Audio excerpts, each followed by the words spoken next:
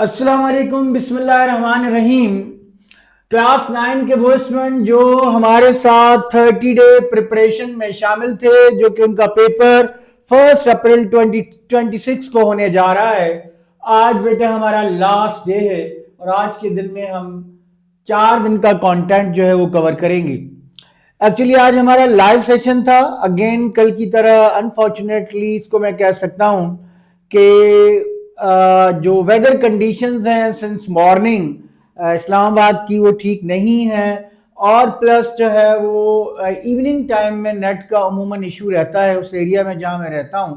तो उसकी वजह से लाइव सेशन हम ने स्टार्ट लिया। हमने 8-10 मिनट हम चले भी, लेकिन उसके बावजूद उसके बाद हर 5 मिनट के बाद चूंकि इंटरप्ट हो रहा था, तो मैं नहीं चाहता कि आपका टाइम ज़ाया हो और आप वहाँ पे लाइव बैठे रहें और हम जो है वीडियो ना देख सकें। इस वजह से मैंने डिसाइड किया कि उसको हम कट करके, और आपके लिए जो आज की हमारी प्लानिंग थी और जो आपके कल के कमेंट्स थे उसके अकॉर्डिंगली हमने जो प्लान किया था वो वीडियो जो है आपके साथ शेयर की जाए। कहते हैं there is a will there is a way. तो चूंकि हमारी विल थी, हमारी पूरी कोशिश थी कि हम वो सब कुछ आपको क्लियर कर सकें जो एग्जाम से पहले आपके लिए जानना बहुत ज़रूरी है। कुछ ऐसे कॉन्सेप्ट्स थे जो मगर हम लाइव में नहीं कर सके, तो उसकी हम वीडियो बना के उम्मीद है कि हम 1-2 घंटों में वो अपलोड कर देंगे ताकि आपके पास कल का पूरा दिन हो उसको कवर करने के लिए। आज के लेक्चर में हम क्या करेंगे बेटा, एक तो जो हार्ड क्वेश्चंस हैं 2025 के, वो क्वेश्चन जो स्टूडेंट के साथ साथ जो है और भी बहुत से लोगों के लिए प्रॉब्लम थे कि इनको हम कैसे सॉल्व करें। हम कोशिश करेंगे कि उनका एक आसान सा मैकेनिज्म, एक आसान तरीका आपको बताएं ताकि आप उनको आसानी से हैंडल कर सकें या सॉल्व कर सकें। दूसरे में हम एंड में आपके साथ एक चीज जरूर शेयर करेंगे जो बहुत से स्टूडेंट्स का, इवन वो स्टूडेंट जो पोजीशन होल्डर्स हैं या टॉपर्स हैं, उनका कंसर्न था कि सर एक्सरसाइज 9.7 में क्या होगा, वो जो लोकस होता है वो क्या होता है, वो किस तरह से फाइंड आउट किया जाता है, किन सिचुएशन में लोकस को कैसे डिफाइन किया जाएगा, वो सब कुछ हम आज के वीडियो के एंड में जरूर आपके साथ शेयर करेंगे। हम स्टार्ट लेते हैं आज के वो क्वेश्चंस 2025 के जो जरा मुश्किल क्वेश्चंस हैं उनको एक्सप्लेन करते हैं पहले, फिर हम लास्ट की तरफ जाएंगे। बच्चे हम आपको बताते चलें कि वीडियो थोड़ी लेंथी जरूर हो सकती है क्योंकि इसमें हम आपको सिर्फ क्वेश्चन सॉल्व नहीं करके दिखा रहे। क्वेश्चन सॉल्व करना तो बहुत सी जगहों पे बहुत से लोग क्वेश्चन सॉल्व कर देते हैं, हम आप उसको थिंकिंग प्रोसेस सिखाएंगे ताकि एग्जाम में अगर ऐसा ही क्वेश्चन आ जाए तो आप कैसे सॉल्व करेंगे। एक 2025 के एनुअल के पेपर का क्वेश्चन नंबर 2 का 8 पार्ट है जिसमें 2 ट्रायंगल्स गिवन हैं और ये बताया गया है कि ट्रायंगल ए बी सी और D E F similar triangles हैं, इनका एरिया गिवन है। जो स्मॉल ट्रायंगल है, स्मॉलर ट्रायंगल और लार्ज ट्रायंगल के जो एरिया का रेशियो है, इनका सपोज इसका एरिया A1 है और इसका एरिया A2 है, इनके एरिया का रेशियो गिवन है और वो है 25:49। ये एरियाज का रेशियो है। क्वेश्चन ये है कि आपने इस बी की वैल्यू फाइंड आउट करनी है और इस हाइट की वैल्यू फाइंड आउट करनी है। तो ये आप कैसे फाइंड आउट करेंगे? सबसे पहले देखें आपको किस कॉन्सेप्ट को रिकॉल करना है। गिवन सिचुएशन को देखते हुए आपने अपनी डेस्टिनेशन यानी कि बी और एच की वैल्यू को फाइंड आउट करने के लिए किस कॉन्सेप्ट को रिकॉल करना है। आपने जैसे ही देखा सिमिलर ट्रायंगल है और एरिया गिवन है तो आपको फौरन रिकॉल करना चाहिए कि हमने पढ़ा है कि एरियाज का रेशियो जो है वो सिमिलर ट्रायंगल के करस्पॉन्डिंग साइड्स के रेशियो के स्क्वायर के इक्वल होता है। जैसे ही सिमिलर ट्रायंगल देखें, एरिया देखें, ये कॉन्सेप्ट फौरन आपके जहन में आ जाना चाहिए। अब हम वैल्यूज रिप्लेस करते हैं। A1 रेशियो A2 25/49 है। A1 आप स्मॉल ट्रायंगल को ले रहे बेटा, ये बात भी बहुत इंपॉर्टेंट है। अब L1 जो है वो हम इसकी साइड को L1 कंसिडर कर रहे हैं, इसकी साइड को हम L2 कंसिडर कर रहे हैं। तो ये जो है L1 क्या है वो है 10 और L2 क्या है वो है B और इसके ऊपर है स्क्वायर। आपको b की वैल्यू फाइंड आउट करनी है, तो आपको नजर आ रहा है कि यहाँ स्क्वायर है। दो तरीके हैं बेटा, इसका स्क्वायर ओपन करके क्रॉस मल्टीप्लाई करके b की वैल्यू फाइंड आउट करें, या फिर स्क्वायर रूट ले लें बोथ साइड्स पे। जब आप बोथ साइड्स पे स्क्वायर रूट लेंगे, 25/49 स्क्वायर रूट ऑफ 10/b का स्क्वायर, स्क्वायर स्क्वायर रूट से cancel, it means 10/b is equals to 5/7 square root of 25 and 49 5/7। अब आपको b फाइंड आउट करना है। एक बात बेटा यहाँ पे और मैं आपको बताता चलूं, इक्वल के अपोजिट साइड पे आप न्यूमरेटर को न्यूमरेटर से कैंसिल कर सकते हैं, डिनोमिनेटर को डिनोमिनेटर से कैंसिल कर सकते हैं इक्वल के अपोजिट साइड पे। आपके लिए आसानी होगी, बजाय क्रॉस मल्टीप्लाई करें बाद में कैंसिल करें, अब आप इसको क्रॉस मल्टीप्लाई कर दें तो आपको b की वैल्यू मिल गई, दैट इज 14। अगर यूनिट इनका गिवन है तो आप जरूर इसका यूनिट लिखेंगे। फॉर एग्जांपल इनका यूनिट सेंटीमीटर है तो आप b लिखेंगे 14 सेंटीमीटर। तो देखिए बड़ी आसानी से आपने गिवन को देखा, कॉन्सेप्ट को रिकॉल किया और अपनी डेस्टिनेशन तक पहुंच गए। अच्छा, एक मसला हमारा हल हुआ, हमें ये एच बी फाइंड आउट करना है। अब हमें बताया गया कि ट्रायंगल सिमिलर हैं, ये ट्रायंगल सिमिलर हैं। सिमिलर ट्रायंगल्स अगर हैं तो इसका मतलब ये होता है बेटा इनके जो एंगल्स हैं, करस्पॉन्डिंग एंगल्स, वो भी इक्वल होते हैं। अगर करस्पॉन्डिंग एंगल्स इक्वल होते हैं तो इसका मतलब यह है कि इस ट्रायंगल के अंदर ये जो ट्रायंगल बन रहा है और इस ट्रायंगल के अंदर ये जो ट्रायंगल बन रहा है, ये भी सिमिलर ट्रायंगल्स की जमरे में आएंगी। तो अब आप h फाइंड आउट करने के लिए क्या कर सकते हैं, आप 15, यहां इसकी हाइट क्या है 15/h या h/15 कर लीजिए, ज्यादा बेहतर है। फॉर h जो है, h के लिए आप क्या करेंगे, h/15 is equal to, reason बताएंगे, due to similar triangles h/15 is equal to b/10। ये क्या है b, this is b/10। b आपके पास गिवन है 15 डिवाइड हो रहा है, 15 को मैं मल्टीप्लाई कर देता हूं, b की वैल्यू 14 है, दिस इज 14/10। कैंसिल कर दीजिए,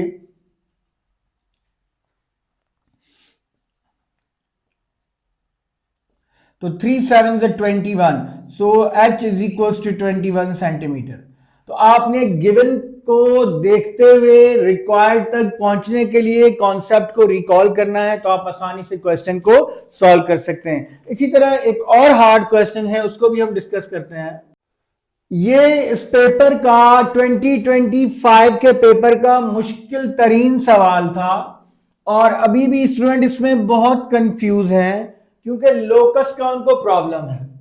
अभी मैंने आपको बताया भी कि स्टार्ट में कि इन द एंड जो है वो जो 9.7 एक्सरसाइज है जिसमें लोकस का जिक्र किया गया है, उसका हम जो है आपको क्लियर आइडिया देंगे कि उसमें क्या है और ये जो लोकस का क्वेश्चन है ये क्या है और लोकस होता क्या है। इस क्वेश्चन को देखिए हम कैसे करेंगे, कौन से कॉन्सेप्ट्स को हम रिकॉल करेंगे ताकि अपनी डेस्टिनेशन तक पहुंच सके। पहले गिवन देखते हैं क्या है। A company wants to install a new cell phone tower so that is equidistant from two existing towers at P and Q. For example, दो टावर्स लगे हुए हैं, दो टावर्स जो है वो मौजूद हैं, ये एक टावर है P, ये एक टावर है Q। इन टावर्स की पोजीशन गिवन है, ये है 25 और ये है 83। कंपनी एक नया टावर लगाना चाहती है। मैं अगर इन दोनों टावर्स की पोजीशन को ज्वाइन कर दूं, ये मैंने ज्वाइन कर दिया, जो P और Q से इक्वल डिस्टेंस पर होना चाहिए। तो देखिए बेटा एक ऑप्शन तो यह है, आप अगर P और Q के मिड पॉइंट पर जो है वो टावर लगा दें, इनका P और Q का मिड पॉइंट फाइंड आउट करें, तो यहां एग्जैक्टली टावर आप यहां पे प्लेस कर सकते हैं जो कि P और Q से इक्वल डिस्टेंस पर होगा। तो क्या सिर्फ पॉइंट फाइंड आउट करना काफी होगा? नहीं बेटा, यहां पर असल बात आती है लोकस की, कि लोकस हमें क्लियर है या नहीं है। लोकस असल में मूविंग पॉइंट्स का सेट होता है। लोकस एक लाइन भी हो सकता है, लोकस सर्कल भी हो सकता है आपके लेवल तक, या लोकस लाइन होगा या लोकस सर्कल होगा। बल्कि सर्कल भी आप सिर्फ लोकस आप प्रैक्टिकली भी फाइंड करते हैं और आप एनालिटिकली भी फाइंड आउट करते हैं। अगर एनालिटिकली फाइंड आउट करना हुआ तो सिर्फ उस लोकस की बात की जाएगी जिसमें इक्वेशन की बात की जाएगी, लाइन की बात की जाएगी। सर्कल भी सिर्फ प्रैक्टिकल लोकस की अगर बात की जाएगी तब सर्कल की बात आएगी। तो अब आप वो लोकस कैसे फाइंड आउट करें? अगर ये पॉइंट फाइंड आउट कर दें तो वो इनफ नहीं होगा, आपको इक्वेशन चाहिए असल में स्ट्रेट लाइन की जो कि P और Q से इक्वल डिस्टेंस पर हो। कोई भी दो पॉइंट्स का अगर आपको एक ऐसा लोकस चाहिए जो दो पॉइंट से इक्वल डिस्टेंस पर हो तो आप उस लाइन का परपेंडिकुलर बाइसेक्टर ड्रॉ कर दें। ये परपेंडिकुलर बाइसेक्टर वो पॉइंट्स का सेट होता है जो P और Q से हर पॉइंट पे इक्वल डिस्टेंस पे होता है। अगर आप ये टावर यहां के बजाय यहां पर प्लेस करेंगे जो न्यू टावर लगाना चाहते हैं तब भी उसका P और Q से डिस्टेंस बराबर होगा। अगर यहां प्लेस करना चाहते हैं तब भी डिस्टेंस बराबर होगा। इस लाइन के ऊपर कहीं भी प्लेस करना चाहते हैं तो उसका डिस्टेंस P और Q से इक्वल होगा। तो अब इस लाइन की इक्वेशन कैसे फाइंड आउट करें? दो तरीके हैं बच्चे। एक तो जो आपने एनालिटिकल ज्योमेट्री में सीखा वो मेथड मैं आपको बता रहा हूं और एक मेथड मैं आपको करवा रहा हूं। आप क्या करें बेटा, पी क्यू का मिड पॉइंट फाइंड आउट करें। यहां पे आपको मिड पॉइंट मिल जाएगा बड़ी आसानी से। 8 + 2 10, 10/2 5, 5 + 3 8, 8/2 4। ये आपको मिड पॉइंट मिल गया, दैट इज 5 और 4। अब आपको इस परपेंडिकुलर बाइसेक्टर की इक्वेशन फाइंड आउट करनी है। आपको याद है हमने सबसे ज्यादा टाइम जो है एनालिटिकल ज्योमेट्री चैप्टर 8 से आपका स्टार्ट लिया था। पहले आपको स्लोप सिखाया, फिर इक्वेशन ऑफ लाइन सिखाई। तो आपको हर तरह की लाइन की इक्वेशन फाइंड आउट करना वहां हमने सिखाई है।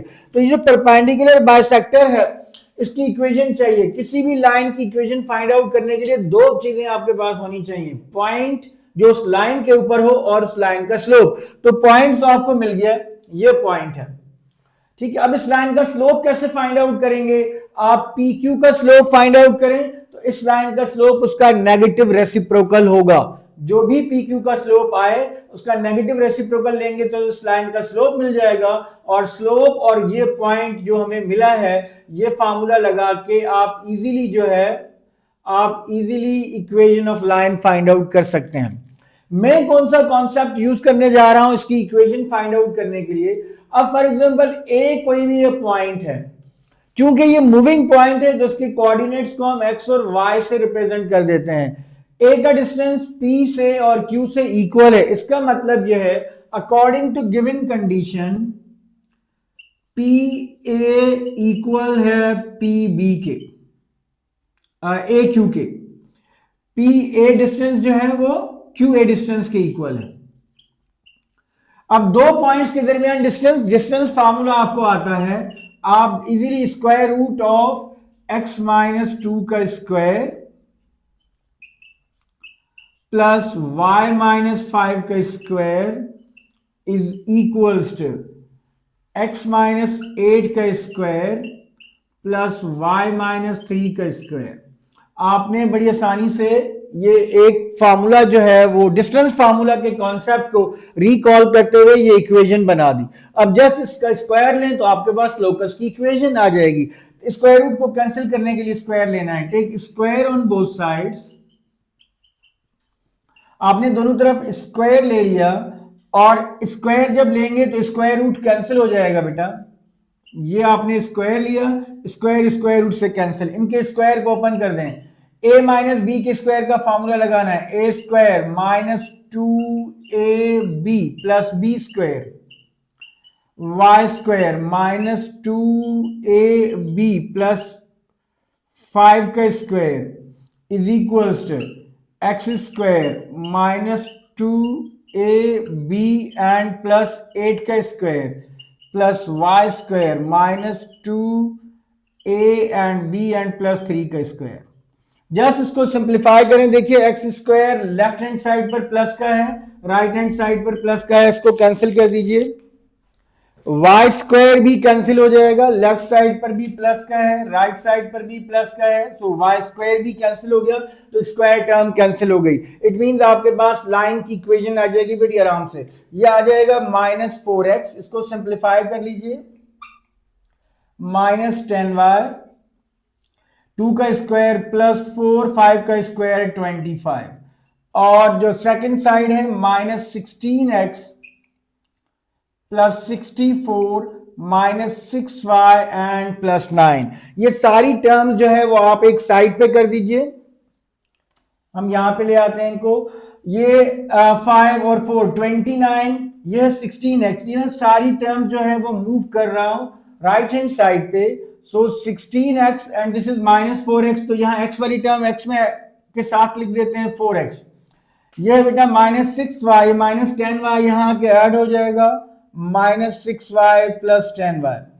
कांस्टेंट इज 64 और 9 73 होते हैं, प्लस 73, और ये 29 यहाँ राइट हैंड साइड पे माइनस हो जाएगा, -29 इज इक्वल टू 0। तो 16 plus 4 20x, -6 plus 10y plus 4y and 73 -29। आप 73 में से 29 माइनस कर दीजिए, 13 -4 एंड 6 44 आपके पास आ गया। So plus 44 is equals to 0। यहां को उसको मजीद सिंप्लीफाई कर सकते हैं। आप देखिए इसमें से 4 कॉमन आ सकता है। अगर 4 कॉमन आ जाएगा तो 5x plus Y plus 11 is equals to 0। This is the required equation of a locus. ये उस लोकस की रिक्वायर्ड इक्वेशन है। मींस इस लाइन के ऊपर आप कहीं भी टावर प्लेस करेंगे, उस टावर का डिस्टेंस इन दोनों डिस्टेंसेस से सेम होगा। इस लाइन की इक्वेशन जो कि इन दो टावर से इक्वल डिस्टेंस पर एक टावर है, इसकी इक्वेशन आप स्लोप पॉइंट फॉर्म से भी फाइंड आउट कर सकते हैं। तो ये एक मुश्किल सवाल था जिसमें अगर आपको डिस्टेंस फार्मूला क्लियर है तो डिस्टेंस फार्मूला का कॉन्सेप्ट, और अगर आपको लोकस का आइडिया है कि locus equation of a line होती है या इक्वेशन ऑफ अ सर्कल, लेकिन सर्कल की इक्वेशन जो है वो 9th के कंटेंट का हिस्सा नहीं है, तो सिर्फ लाइन की इक्वेशन आपको फाइंड आउट करनी थी, जो हमने फाइंड आउट कर ली। बेटा ये एक और सवाल है प्रोबेबिलिटी का। अक्सर स्टूडेंट इसको लास्ट ईयर जो है वो करके आए, लेकिन जो है लास्ट ईयर का रिजल्ट आपको बताता चलूं, मैथमेटिक्स का बहुत बुरा था, क्योंकि फर्स्ट ईयर था जिसमें एसएलओ बेस्ड पेपर आया। स्टूडेंट घबराए हुए थे और उनसे एसएलओ बेस्ड क्वेश्चन नहीं हुए। अभी भी अगर मैं अपने कॉलेज के रिजल्ट्स या बाकी जो कलीग्स हैं उनसे जब हमारी बात होती है, तो चूंकि जो लोग प्रिपेयर करवा रहे हैं वो एसएलओ बेस्ड को अभी तक नहीं समझ पा रहे या वो एसएलओ बेस की तरफ नहीं जा रहे, वो वही जो बुक के क्वेश्चंस हैं वही टेस्ट में देते हैं, वही एग्जाम्स में देते हैं, वही उन्हीं क्वेश्चंस को बार बार रिपीट किया गया, जिसकी वजह से स्टूडेंट की उस तरह की प्रिपरेशन नहीं हो पाई। ये एक और क्वेश्चन है बेटा प्रोबेबिलिटी का, बहुत आसान क्वेश्चन है, लेकिन सिंपल एक कॉन्सेप्ट को समझने की जरूरत है, जो आपके बुक में भी बिल्कुल लास्ट में एक छोटा सा फार्मूला उन्होंने दे दिया, तो अक्सर स्टूडेंट की नजर से वो गुजरता नहीं है, इस वजह से वो उसको सही से समझ नहीं पाते या कर नहीं पाते। गौर से देखिएगा क्वेश्चन क्या है, करना क्या है और कौन सा कॉन्सेप्ट यूज करना है। अब फेयर 6 साइडेड डाई, अच्छा एक दफा स्टूडेंट ने मुझसे पूछा सर फेयर, एक्चुअली जो डाई आप यूज करें वो ऐसा हो कि उसमें ऐसा ना हो कि एक साइड बार बार आ रही हो। फॉर एग्जाम्पल आप बार बार फेंक रहे हैं और एक ही साइड अपेयर हो रही है, या अगर आप 10 दफा फेंक रहे हैं और 7 दफा एक साइड अपेयर हो रही है, तो वो फेयर डाई नहीं कहलाएगा, इसलिए वर्ड फेयर लिखा होता है। A fair 6 sided die is rolled 60 times. कितने टाइम्स हमने उसको रोल किया है? 60 टाइम्स। चाहते क्या है हम? कैलकुलेट एक्सपेक्टेड फ्रीक्वेंसी चाहिए। क्या चाहिए? एक्सपेक्टेड फ्रीक्वेंसी चाहिए। प्रोबेबिलिटी नहीं फाइंड करनी, एक्सपेक्टेड फ्रीक्वेंसी फाइंड आउट करनी है। किस बात की? Rolling an even number side, कि अगर मैं 60 दफा एक डाई को थ्रो करूं तो इवन नंबर कितनी दफा अपेयर होगा? 5 दफा, 10 दफा, 30 दफा, कितनी दफा? अगर एक रफ आइडिया लिया जाए तो एक डाई में 3 इवन नंबर्स होते हैं, 3 ऑड नंबर्स होते हैं। अगर फेयर डाई है तो इवन नंबर 30 दफा अपेयर होगा। लेकिन ये तो आप मेंटली सॉल्व कर रहे हैं, कैलकुलेशन के थ्रू आप कैसे सॉल्व करेंगे बेटा? सबसे पहले आप इवन नंबर की प्रोबेबिलिटी फाइंड आउट करेंगे कि किसी डाई को अगर एक दफा थ्रो किया जाए तो इवन नंबर कितनी दफा अपेयर होगा। उसके लिए क्या करते हैं हम प्रोबेबिलिटी में? सबसे पहले बेटा आप सैंपल स्पेस ड्रॉ करते हैं। एक डाई को आप थ्रो करें तो क्या सैंपल स्पेस बनेगा? 1 अपेयर होगा, 2, 3, 4, 5, 6। इनमें से कोई भी नंबर अपेयर हो सकता है। एन ऑफ एस जो है वो किसके इक्वल है, 6 के इक्वल है। पहले पार्ट के लिए आप इंटरेस्टेड हैं इवन नंबर में, आप उस इवेंट को सपोज ए का नाम दे दीजिए, let A be the event, ठीक है। इस इवेंट की जो फेवरेबल आउटकम, वो आउटकम जो इवन नंबर को फेवर कर रही है वो कौन सी हैं, वो हैं 2, 4 और 6। ये वाली आउटकम्स 2, 4 एंड 6। आपने लिखा 2, 4 एंड 6, ये एन ऑफ ए हो गया। आप इस इवेंट की, इस पर्टिकुलर इवेंट की प्रोबेबिलिटी फाइंड आउट कर लीजिए बेटा। Probability of A is equals to, क्या फार्मूला है प्रोबेबिलिटी का, हम आपको बड़े डिटेल से बता चुके हैं प्रोबेबिलिटी के लेक्चर में। N of A, number of elements favouring this event and number of total outcomes. So this is 3/6, it means 1/2। क्या प्रोबेबिलिटी आ गई, 1/2। अब जरा गौर से देखिएगा, एक्सपेक्टेड फ्रीक्वेंसी का एक सिंपल सा फार्मूला है। एक्सपेक्टेड फ्रीक्वेंसी, एक्सपेक्टेड फ्रीक्वेंसी क्या होती है, प्रोबेबिलिटी ऑफ एन इवेंट। अगर मैं शॉर्ट में लिखना चाहूं, probability of an event P of E, event को हमने ए से रिप्रेजेंट किया हुआ है तो आप इसको ए कहेंगे, multiplied by number of trials, n से मल्टीप्लाई करना है। आप यहां पे बता भी दीजिए, यहां पे बता दीजिए कि here n is equals to 60। जो नंबर ऑफ ट्रायल्स हैं वो आपके पास कितने हैं, 60 हैं। आप इस फार्मूला को बच्चे वर्डिंग में भी लिख सकते हैं। ये फार्मूला एनपी भी लिखा जाता है, ध्यान में रखिए। इस फार्मूला को एनपीवी कहते हैं। एन नंबर ऑफ ट्रायल्स हैं और पी प्रोबेबिलिटी है उस इवेंट की। तो आप इस तरह लिखें, probability of A into n, या वर्डिंग में लिखें probability of an event multiplied by number of trials. में पूरा लिख देता हूं, नंबर ऑफ ट्रायल्स। तो इवेंट की प्रोबेबिलिटी क्या थी, एक्सपेक्टेड फ्रीक्वेंसी किसके इक्वल हो गई, इवेंट की प्रोबेबिलिटी थी 1/2, ट्रायल्स हैं 60। सो दिस इज 1/2 इंटू 60। तो हमने एक रफ आइडिया आपके साथ शेयर किया था, 30 टाइम्स। इसका मतलब ये है, अगर आप एक फेयर डाई को थ्रो करें 60 टाइम्स तो 30 टाइम्स जो है वो आपका इवन नंबर अपीयर होगा। तो यहां से बेटा कॉन्सेप्ट आपने क्या लेना है, कॉन्सेप्ट ये लेना है कि जब भी आपके पास एक्सपेक्टेड फ्रीक्वेंसी फाइंड आउट करने के लिए आए और आप किसी भी चीज को बहुत ज्यादा टाइम्स जो है वो रिपीट कर रहे हैं, ट्रायल जो है आप 100 दफा कर रहे हैं, 200, 500, 1000 या 5000 दफा कर रहे हैं, और किसी एक इवेंट की बात की गई है कि वो कितनी दफा अपेयर होगा, पहले आप उस सिंगल इवेंट की प्रोबेबिलिटी फाइंड आउट करें, देन ये फार्मूला है expected frequency, probability of event and number of trials. तो आप इजीली वहां तक पहुंच जाएंगे। अब सेकंड पार्ट आप आराम से कर सकते हैं, rolling a prime number side. Prime number कितनी दफा अपेयर होगा, तो आप प्राइम नंबर को बी का लेट कर लीजिए कि जो प्राइम नंबर का इवेंट है वो बी होगा। प्राइम नंबर कौन से हैं इसमें, 1 अक्सर स्टूडेंट प्राइम नंबर में लिख देते हैं, 1 is not a prime number. Remember student, 1 is not a prime number. 1 जो है वो सिर्फ 1 से डिवाइड हो सकता है। प्राइम नंबर की शर्त ये है वो 2 नंबर्स के साथ डिवाइड होना चाहिए एग्जैक्टली। तो 2, 3 और 5 ये आपके प्राइम नंबर्स आ गए। इसका मतलब यह है कि अगर आपको n ऑफ b जो है वो 3 हो गया, सो प्रोबेबिलिटी ऑफ b जो है it means 3/6, so it is 1/2। तो अगर आपको इसकी एक्सपेक्टेड फ्रीक्वेंसी चाहिए, EF expected frequency, it means probability of b multiplied by number of trials, that is 1/2 into 60 and this is 30। तो ये भी आपके पास 30 आ गया। तो बड़ी आसानी से अब कॉन्सेप्ट आपने ये समझना है कि जब कभी भी एक्सपेक्टेड फ्रीक्वेंसी पूछी जाए तो उसके लिए ये फार्मूला बेटा आपको क्लियर होना चाहिए। इस कॉन्सेप्ट को अगर आपने पिक किया तो, और इसमें से जरूर क्वेश्चन आएगा, ये बात भी ध्यान में रखें। प्रोबेबिलिटी में से 15 से 20 नंबर का पेपर अपेयर हो सकता है। तो इस बात का आपको बड़ी अच्छे तरीके से इसकी प्रिपरेशन कर लीजिएगा। सिर्फ एक ही सवाल को 2-3 दफा जरा सेंस के साथ समझ लें तो आई होप कि इसमें से कोई भी सवाल आए आप इजीली कर सकते हैं। अगर हम सेक्शन सी की बात करें तो उसमें क्वेश्चन नंबर 3 का जो और के बाद वाला पार्ट है ये भी इंपॉर्टेंट पार्ट है, इसको भी हम आपके साथ शेयर करना चाहेंगे। बेटा 3 पॉइंट्स गिवन है। एक पॉइंट है ए, कोऑर्डिनेट्स हैं 0 0, बी कोऑर्डिनेट्स हैं 2 0 और सी कोऑर्डिनेट्स हैं 1 स्क्वायर रूट 3। क्वेश्चन ये है कि स्लोप्स ऑफ साइड्स, इन तीनों साइड्स के स्लोप्स फाइंड आउट कीजिए।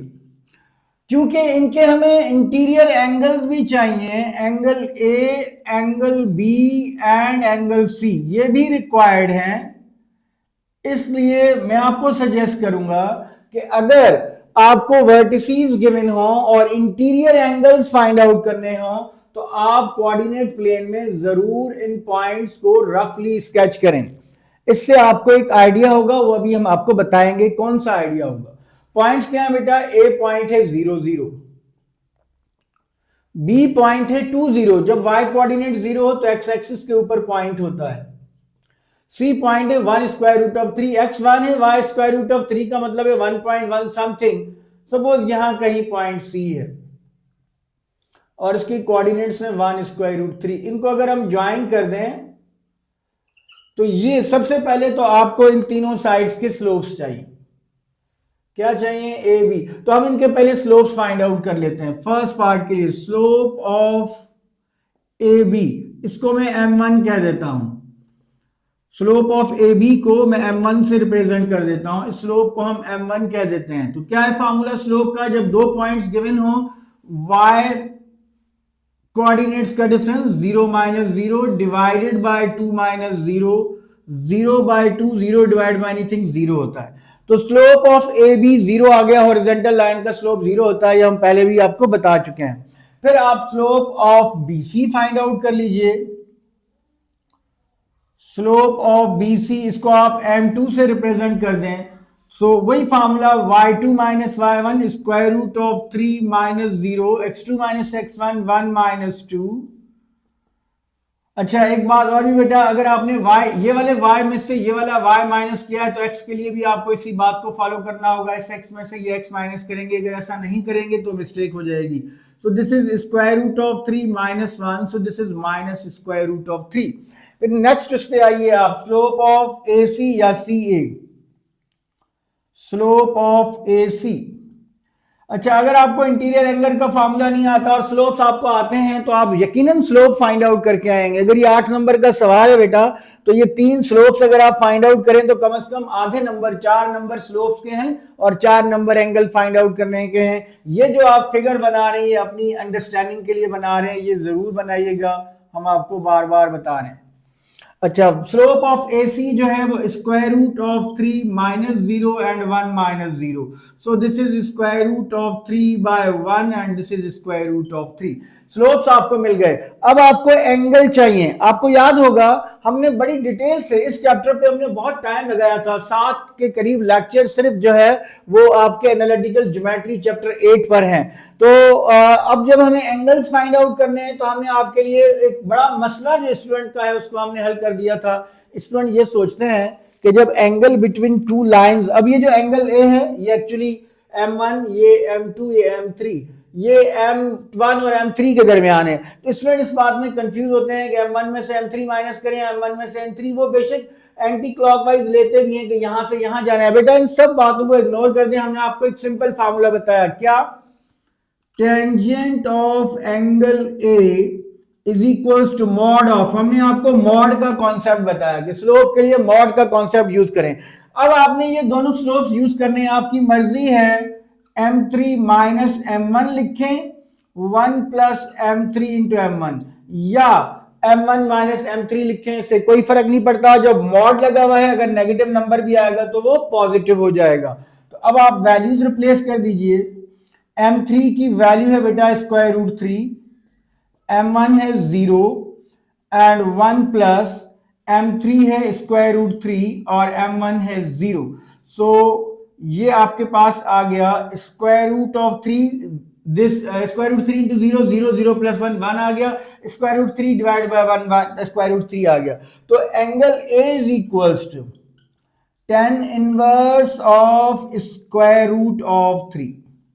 अब tan की वैल्यू स्क्वायर रूट ऑफ 3 किस एंगल पर होती है ये हमें पता होना चाहिए। 60 अगर आपका एंगल हो तो स्क्वायर रूट ऑफ 3 वैल्यू होती है tan 60 पे। आप कैलकुलेटर से tan inverse of square root of 3 निकाल सकते हैं।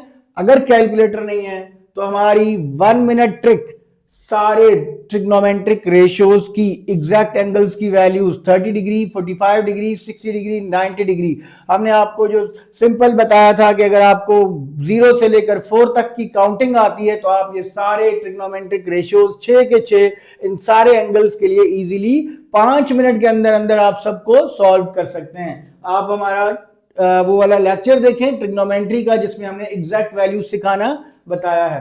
तो आप इसका बेटा इनवर्स फाइंड आउट करें। आप इसका इनवर्स फाइंड आउट करेंगे, एंगल ए आ गया 60 डिग्री।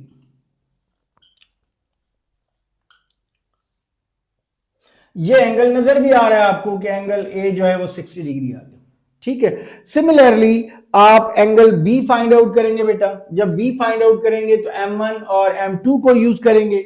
अब जब आप m1 और m2 को यूज करेंगे, m2 की वैल्यू चूंकि माइनस में है, कोई बात नहीं, जब आप उसका मॉड लेंगे तो वो प्लस में आ जाएगी और वो भी एंगल आपके पास 60 आ जाएगा, ठीक है। और जब ये दो एंगल 60 हैं तो ऑफ कोर्स ये वाला एंगल भी आपके पास 60 आ जाएगा।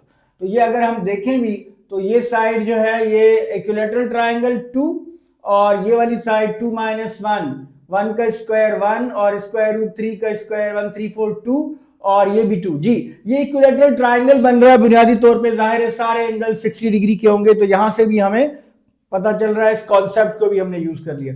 तो एक मुश्किल सवाल जो कि लॉन्ग 8 नंबर का सवाल है, एक तो आपका टाइम बचाएगा, दूसरा बड़ा नीट एंड क्लीन क्वेश्चन है, सारे मार्क्स, कोई मार्क लूज करने का कोई चांस नहीं है, आप इजीली हासिल कर सकते हैं। अब नेक्स्ट एक डिफिकल्ट क्वेश्चन की तरफ चलते हैं।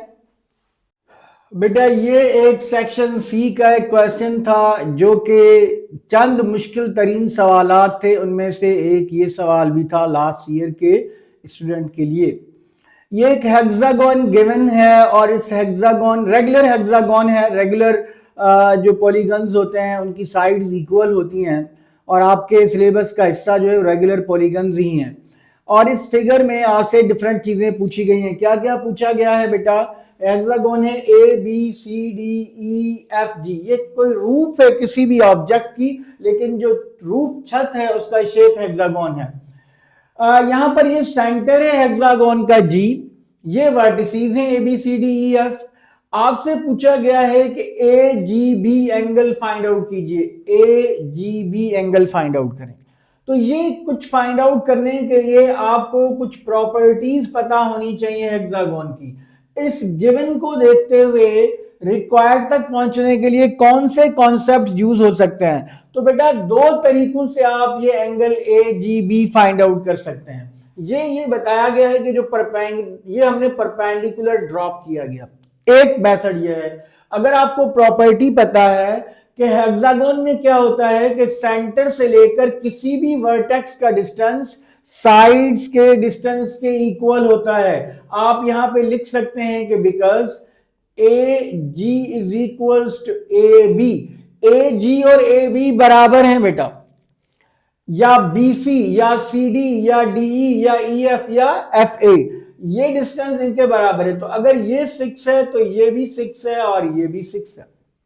अगर ये तीनों इस ट्राइंगल के ये वाली साइड 6 6 हैं, इसका मतलब ये है कि ए जी बी, यहां पे आप लिखेंगे ए G equals to 6 implies AB is equals to AG is equals to BG। अब जब ये तीनों साइड्स इक्वल है, this implies that AGB is equilateral triangle. कौन सा ट्राइंगल है? इक्विलैटरल ट्राइंगल है। और इक्विलैटरल ट्राइंगल का हर एंगल 60 डिग्री का होता है। इसका मतलब यह है कि एंगल AGB जो है वो 60 डिग्री का होगा। एक मेथड तो यह है, ये वाला कॉन्सेप्ट आप यूज कर सकते हैं। अगर कुछ स्टूडेंट्स को इस कॉन्सेप्ट में मसला है तो दूसरा कॉन्सेप्ट भी है जो थोड़ा सा लेंथी होगा, मैं आपको बता देता हूं, आप खुद कर सकते हैं। उसके लिए क्या करेंगे बेटा, आप हेक्सागोन का इंटीरियर एंगल फाइंड आउट करेंगे। किसी भी पॉलीगन का इंटीरियर एंगल फाइंड आउट करने का फार्मूला है n-2 multiplied by 180 divided by n। ये चूंकि हेक्सागोन है तो n की ये इंटीरियर एंगल है बेटा, इंटीरियर एंगल, क्योंकि 6 साइडेड फिगर है तो n6 रिप्लेस करेंगे, 6 - 2 4 multiply 180 divided by 6, so 6 cancel कीजिए 30, सो दिस इज 120 डिग्री। इसका मतलब है ये 120 है। अगर ये 120 है तो ये वाली लाइन जो है, ये जो आप सेंटर के साथ मिला रहे हैं ए को, ये वर्टेक्स एंगल को बाइसेक्ट कर देगा, तो ये वाला एंगल 60 डिग्री आ जाएगा। अब अगर ये वाला एंगल 60 है और ये 90 है तो 90 - 60, ये वाला एंगल 30 डिग्री हो गया। ये चूंकि लाइन बाइसेक्ट कर रही है इस एंगल को, इसका मतलब अगर ये 30 है तो ये भी 30 है, 30 प्लस क्या हो जाएगा 60। तो इस तरीके से भी आप ये एंगल फाइंड आउट कर सकते हैं। AGB मिल गया, फिर AGH एंगल चाहिए आपको। अगर आपका AGB एंगल, ये वाला एंगल अगर 60 है तो GH जो है वो बाइसेक्ट करेगी इस एंगल को, ये जो लाइन है वो बाइसेक्ट करेगी। आपने रीजन जरूर लिखना होगा, आप लिखेंगे एंगल AGH। बेटा अगर ये टोटल 60 है तो AGH ये वाला एंगल, इसकी बात की जा रही है, 30 डिग्री होगा। रीजन आप बताएंगे, GH बाइसेक्ट एंगल AGB। ये जो GH है ये AGB को बाइसेक्ट करेगा, अगर बाइसेक्ट करेगा तो AGH 30 होगा। फिर AH और GH की हाइट, AH बड़ा बहुत आसान है, आपको नजर आ रहा है कि ये 3 है, ठीक है। टाइम चूंकि ज्यादा हो रहा है मैं थोड़ा क्विकली बताने लगा हूं बेटा। AH 3 है, फिर आपको GH चाहिए, ये भी चाहिए। देखिए ये वाली, ये राइट एंगल ट्राइंगल बन रहा है, आप कंसिडर करेंगे AHG, आप लिखेंगे consider AHG, consider triangle AHG। AHG में ये जो है AG, ये चूंकि हाइपोटेनस है, सो AG स्क्वायर, पाइथागोरस थ्योरम लगा रहे हैं हम, GH स्क्वायर जो कि आपको फाइंड आउट करना है, और प्लस AH स्क्वायर जो कि 3 है। आप इसको बेटा सिंप्लीफाई करेंगे तो ये है 6 स्क्वायर, ये है GH और ये है 9, सो 36 - 9 इक्वल्स टू GH स्क्वायर। अगर मैं इसका स्क्वायर रूट ले लूं बोथ साइड्स पे तो GH स्क्वायर का स्क्वायर रूट 27 का स्क्वायर रूट, 27 को मैं लिख सकता हूं 3 स्क्वायर रूट 3 3 टाइम्स आ जाएगा, एक 3 का पेयर बाहर आ जाएगा, एक वहां रह जाएगा, तो GH की लेंथ इज 3 स्क्वायर रूट 3। ये मुझे GH की लेंथ भी मिल गई। चलें ये भी हमने फाइंड कर दिया। सेकंड है, फिर उसके बाद area of triangle AGB। Area of triangle चाहिए आपको, एरिया ऑफ ट्राइंगल। अब ट्राइंगल के एरिया का सिंपल सा फार्मूला है, ये देखिए ये ट्राइंगल है, इसमें बेस भी है, ये आपने ये हाइट आपके पास गिवन है, जब हाइट गिवन हो, जिस लाइन पर आपने परपेंडिकुलर ड्रॉप किया है वो लाइन आपकी बेस होती है, तो आप लिखेंगे कि area of triangle AGB is equals to half into base into height. Base बेटा आपका 6 है, हाइट अभी आपने फाइंड आउट की, दैट इज 3 स्क्वायर रूट 3, तो ये कैंसिल हो गया, तो ये आ गया 9 square root 3। Area of triangle जो है वो आपको मिल गया 9 स्क्वायर रूट 3। अगर इस एक ट्राइंगल का एरिया ये है तो पूरे हेक्सागोन का एरिया क्या होगा? देखिए अगर आप G को C से मिलाएं इसी तरह का एक ट्राइंगल बन जाएगा, तो 2 ट्राइंगल हो गए, ये बेटा 3 ट्राइंगल हो गए, ये 4 ट्राइंगल हो गए, ये 5 ट्राइंगल हो गए और ये 6 ट्राइंगल हो गए। तो पूरे जो एरिया होगा, एरिया ऑफ ABCDEF वो क्या होगा बेटा? एक ट्राइंगल का एरिया कितना था 9 स्क्वायर रूट 3, तो 6 ट्राइंगल्स का area 9 square root 3 into this, तो 54 स्क्वायर रूट 3 स्क्वायर यूनिट्स, ये आपके पास एरिया आ गया। अगर इसका यूनिट जो है वो गिवन है, मेरे ख्याल में इसका यूनिट मीटर में है, अगर जो है वो यूनिट हमारे पास गिवन है साइड्स का 6 मीटर है, तो आप बेटा मीटर स्क्वायर लिखेंगे और यहाँ यूनिट्स जरूर लिखेंगे। ये हो जाएगा मीटर स्क्वायर, ये भी हो जाएगा मीटर स्क्वायर। जो साइड्स फाइंड आउट किए हैं बेटा ये भी मीटर, और ये जो साइड ए एच है इसके साथ भी आप लिखेंगे H is equals to 3 metre. Unit लिखना बहुत जरूरी, इनके साथ बॉक्स भी बना दीजिए। तो ये जितने भी हार्ड क्वेश्चन थे 2025 के पेपर के, उसके हमने आपके साथ जो थिंकिंग प्रोसेस है, गिवन को देखते हुए रिक्वायर्ड क्या है, कौन सा कॉन्सेप्ट इनको रूल करेगा, वो हमने आपके साथ शेयर किया। अब आपकी बहुत ज्यादा रिक्वेस्ट पर मैं आपको 9.7 का मेन कॉन्सेप्ट बताने जा रहा हूं। लोकस क्या होता है और लोकस किन दो सिचुएशन से रिलेटेड है आपके एसएलओ बेस्ड सिस्टम में, और क्यों इसका कोई इतना नहीं करवाया गया कॉलेजेस में, अकेडमीज में, और एग्जाम में भी मैं आपको सजेस्ट करूंगा इतना इस पे फोकस करने की जरूरत नहीं है। आपकी एक्सरसाइज का पहला सवाल ही उठा के देखें, उसकी वर्डिंग ही ठीक नहीं है बेटा। उन्होंने क्या पूछना है, अनफॉर्चुनेटली वो नहीं डिस्क्राइब कर सके जो कि पूछना चाहिए था, वर्डिंग ठीक नहीं है, तो आप उसमें कंफ्यूज ही होते रहेंगे। बहरहाल मैं आपको कॉन्सेप्ट फिर भी दे देता हूं ताकि आपको आइंदा कभी लोकस का लफ्ज सुने तो आपको पता हो कि मैथमेटिक्स में लोकस होती क्या चीज है। देखिए 4 तरह के लोकस हैं। 9.7 की अगर बात करें, पहला है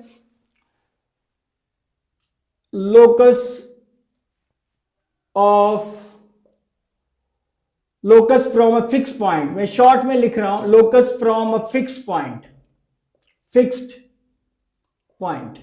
अगर आपके पास एक फिक्स पॉइंट है और आपने एक लोकस ड्रॉ करना है, तो लोकस एक्चुअली पाथ को कहते हैं, मूविंग पाथ को। किसी कोई ऑब्जेक्ट, फॉर एग्जांपल मैं ये मूव कर रहा हूं, ये मेरा स्ट्रेट पाथ, ये मेरा लोकस है। मैं मूव कर रहा हूं सर्कल में, ये बेटा मेरा लोकस है।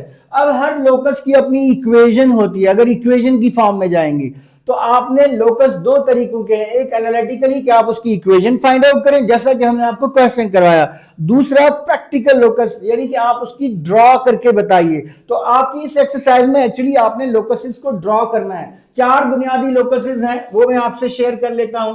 एक लोकस ये है बेटा, अगर फिक्स पॉइंट से फाइंड आउट करना हो तो क्या करेंगे, आपने फिक्स पॉइंट लगाया, आपसे कहा जाएगा कि लोकस ड्रॉ कीजिए जिसका एक फिक्स पॉइंट से डिस्टेंस फॉर एग्जांपल 5 सेंटीमीटर है।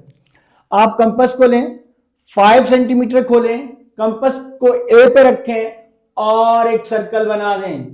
एक्चुअली फिक्स पॉइंट से इक्वल डिस्टेंस पे जो लोकस होता है वो सर्कल होता है। अब आपको पता है कि जो फिक्स पॉइंट है ये सेंटर ऑफ द सर्कल है और इसका डिस्टेंस इस हर पॉइंट से सेम होता है, ये रेडियस कहलाता है। तो simple, locus from a fix point क्या है, आपने सर्कल बना देना है। सेकंड क्या है, लोकस फ्रॉम अ लाइन, एक लाइन से लोकस जो है वो क्या होता है, फ्रॉम अ लाइन, यहां पे हम बनाते हैं locus from a line, from a line, line से लोकस। आपने सबसे पहले जो भी लाइन गिवन है आपने वो लाइन बना दी। अब इस लाइन से इक्वल डिस्टेंस पर आपने एक मूविंग पाथ जो है वो ट्रेस करना है। तो लाइन से इक्वल डिस्टेंस पर जो लोकस होगा वो अनदर एक और लाइन होगी जो इसके पैरेलल होगी। वो इसके अबव भी हो सकती है, वो इसके बिलो भी हो सकती है। बड़ा आसान सा तरीका है, आप इस लाइन के ऊपर कोई 2 पॉइंट्स ले लें। पैरेलल लाइन ड्रॉ करने के 2 तरीके होते हैं बेटा। एक आपके ज्योमेट्री बॉक्स में एक apparatus होता है जिसको हम कहते हैं सेट स्क्वायर। अमूमन इनिशियल क्लासेस में बच्चे वो सेट स्क्वायर को यूज करना नहीं सीखते, तो मैं आपको दूसरा तरीका बताने लगा हूं। आप क्या करें, अपनी लाइन के ऊपर 2 पॉइंट्स ने, यहां पर आप 90 डिग्री बना दें दोनों पे। 90 डिग्री बनाने का क्या मेथड होता है, यहाँ पे कंपास रखें, एक हाफ सर्कल बनाएं, इधर भी आर्क लगाएं, इधर भी आर्क लगाएं, इन आर्क्स को इंटरसेक्ट करवाएं और ये लाइन बना दें। सेम आप यहाँ पे भी करें बेटा, यहाँ पे लाइन बना दीजिए। अब अगर आपको जो लोकस ड्रॉ करना है उन्होंने डिस्टेंस जरूर बताया होगा, अगर 5 सेंटीमीटर बताया है, 3 सेंटीमीटर बताया है, आप यहाँ पे रख के 3 सेंटीमीटर पे आर्क लगा दें दोनों लाइन पे। इन 2 पॉइंट्स को ज्वाइन करें बेटा, ये वो लोकस है जो इस लाइन से इक्वल डिस्टेंस पर है। जितना आपने, अगर उन्होंने सिर्फ अबव कहा है तो सिर्फ ऊपर बना लें, अगर उन्होंने लोकस की बात की तो अबव भी हो सकता है, बिलो भी हो सकता है, नीचे भी एग्जैक्टली आपको यही कुछ करना पड़ेगा। तो ये लाइंस एक्चुअली पैरेलल लाइंस होती हैं। तो ये सेकंड लोकस हो गया।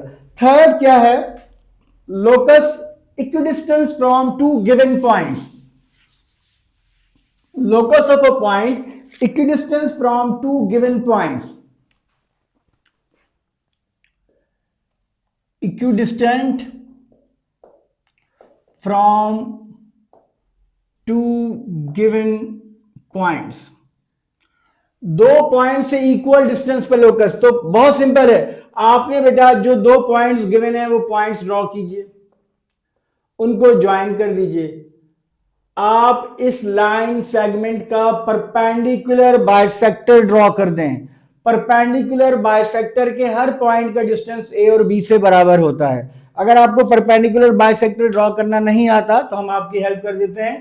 कंपास को ए पे रखें, हाफ से ज्यादा ए बी की जो लेंथ है उसके हाफ से ज्यादा कंपास को खोलें, अबव द लाइन और बिलो द लाइन आर्क लगाइए, बी पे रख के इन आर्क्स को इंटरसेक्ट करें। जहां पर ये आर्क्स इंटरसेक्ट करती हैं इन पॉइंट को ज्वाइन करके एक्सटेंड कर दीजिए। ये आपके पास परपेंडिकुलर बाइसेक्टर बन गया। इसके आप कोई भी पॉइंट ले लें, उसका डिस्टेंस ए और बी से हमेशा इक्वल डिस्टेंस पर होता है। तो locus of a point equidistance from two fix point क्या होता है? Perpendicular bisector of a line segment. And the last one is, अगर आपको एक ऐसा लोकस ड्रॉ करना है जो दो लाइन से इक्वल डिस्टेंस पर हो, equidistance from two lines, distant from two lines. अगर दो लाइन से इक्वल डिस्टेंस पर लोकस आपको चाहिए तो आपके पास वो जो लाइंस हैं उनका कोई कॉमन वर्टेक्स होगा बेटा। आप इन लाइंस का एंगल बाइसेक्टर ड्रॉ कर दीजिए। एंगल बाइसेक्टर जो है वो आपको अगर नहीं पता तो हम आपको बताते हैं। कंपास को यहां रखेंगे, अपनी मर्जी से खोलें, एक आर्क लगाएं जो इन दोनों लाइनों को इंटरसेक्ट करता हो। इन आर्क्स पे कंपास को रख के फर्दर दो आर्क्स लगाइए जो आपस में इंटरसेक्ट करें। इस पॉइंट को इस पॉइंट से ज्वाइन करके एक्सटेंड कर दीजिए। अब आप इस लाइन के ऊपर कोई भी पॉइंट लें, उन पॉइंट से अगर परपेंडिकुलर डिस्टेंस आप फाइंड आउट करेंगे इसका, तो वो हमेशा इक्वल आएगा। तो ये एंगल बाइसेक्टर आपका रिक्वायर्ड लोकस है। तो दो लाइन से equal distance angle bisector locus है, दो पॉइंट से equal distance right bisector locus है, और फिक्स पॉइंट से इक्वल डिस्टेंस सर्कल आपका लोकस है, और फिक्स्ड लाइन से इक्वल डिस्टेंस पैरेलल लाइंस आपका लोकस है। This is all about exercise 9.7। No need to solve any question, just इस कॉन्सेप्ट को अपने पास रखिए बेटा। हमने पूरी कोशिश की, तकरीबन एक महीना पहले हमने स्टार्ट किया 9th क्लास की 30 डे प्रिपरेशन का प्लान, और आज उसका लास्ट डे है। ये लास्ट लेक्चर हम आपके साथ शेयर करेंगे। हमने लास्ट 2 डेज पे कोशिश की कि हम लाइव क्लासेस रखें ताकि हम आपके क्वेश्चंस को आपसे डिस्कस कर सकें, लेकिन अनफॉर्चुनेटली नेट इश्यूज की वजह से और कुछ आज के दिन तो वेदर कंडीशंस की वजह से ऐसा पॉसिबल नहीं हो सका। लेकिन नहीं हो सका कोई बात नहीं, हमने if there is a will there is a way वाले तरीके को अपनाते हुए ये लेक्चर आपके लिए डाउनलोड किया है। हमारी दुआएं आपके साथ हैं, नेक तमन्नाएं आपके साथ हैं। अल्लाह ताला आपको कामयाब करे। अगर आपने मेहनत की हुई है तो ज़रूर आप कामयाब होंगे, जितनी मेहनत की है उस हिसाब से आप कामयाब होंगे। एक बात सिर्फ आपको बताते चलें कि पेपर में जाने से पहले जो रिक्वायरमेंट्स हैं, पेंसिल है, पेन है, कैलकुलेटर है, वो ज़रूर साथ लेके जाएं, क्योंकि कोई एक चीज़ भी वहां पर आपके पास नहीं हुई आप कंफ्यूज होंगी। पेपर जब मिल जाए बेटा, 2 3 4 5 गहरी सांसें लेके पहले अपने आप को नॉर्मल करना होता है। पेपर का एक प्रेशर होता है, ये अननोन सा प्रेशर होता है, बज़ाहिर हमें नजर नहीं आता लेकिन ये होता है, स्पेशली उन स्टूडेंट्स को जो टॉपर हैं, जो ज्यादा मेहनत कर चुके हैं। तो आप उस प्रेशर को कंट्रोल करने के बाद पेपर को पढ़ना शुरू करें, आसान से हार्ड वाली टेक्निक को अप्लाई करें, इंशाल्लाह आप जरूर कामयाब होंगे। हम आपके साथ दोबारा कब मिलेंगे? एक तो जिस दिन आपका पेपर होगा उसके जो MCQs हैं उन पर हम 1 या 2 मिनट की वीडियो जरूर बनाएंगे, और कोशिश करेंगे कि आफ्टर पेपर के खत्म होने के फौरन बाद वो वीडियो हम अपलोड कर दें ताकि आप अपने MCQs के राइट आंसर्स देख सकें।